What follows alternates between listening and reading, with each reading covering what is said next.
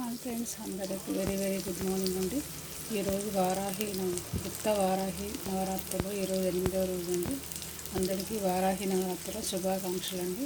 ఈరోజు మా ఇంట్లో మార్నింగ్ మధ్యాహ్నం లంచ్కి అండి. పిల్లలు స్కూల్కి వెళ్తారు కాలేజీకి వెళ్తారు కాబట్టి మధ్యాహ్నం లంచ్కి పొద్దున్న ప్రిపేర్ చేసి పెట్టాలండి. సో ఇవాళ లంచ్ అయితే కాకరకాయ ఫ్రై అండి. కాకరకాయ ఫస్ట్ ఇలా ముక్కలుగా కట్ చేసుకుని నూనెలో కాసేపు ఒక 10 minutes బాగా గోల్డెన్ బ్రౌన్ వచ్చే వరకు ఫ్రై చేయాలండి. తర్వాత పక్కగా పెట్టుకొని తగినంత ఆయిల్, ఆవాలు, జీలకర్ర, కొంచెం వెల్లుల్లి, ఉల్లిపాయలు కట్ చేసి సన్నగా అయినా కొంచెం మినపప్పు ఇలా వేసి నూనెలో బాగా గోల్డెన్ కలర్ వచ్చేంత వరకు అయినాక తర్వాత పక్కకు వేయించి పెట్టుకున్న కాకరకాయ ముక్కలు అందులో వేసి ఒక 20 నిమిషాలు బాగా ఇలా బ్రౌన్ కలర్ వచ్చేంత వరకు కాకరకాయ ముక్కలు ఇలా వేయించాలండి. వేయించినాక కొంచెం తగినంత సాల్టు, కొంచెం పసుపు పొడి వేసి ఇలా ఒక 5 minutes బాగా ఇలా నూనెలన్నీ గోలించాలి. గోలించినాక చాలా బాగా ఇలా బ్రౌన్ కలర్ వచ్చేంత వరకు వేయించాలండి. వేయించినాక అందులో తగినంత కారం,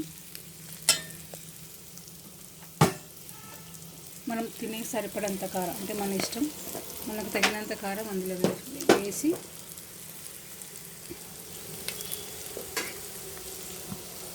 ఇలా తగినంత కారం వేసి కొంచెం బాగా ఒక 2 నిమిషాలు ఇలా నూనెలో గోలించాలండి. ఇలా గోలిస్తే ఏమవుతుందంటే సమపాలలో ఉప్పు, కారం, కారం అన్ని సమపాలలో కాకరకాయకి ఇలా ఉంటుందండి.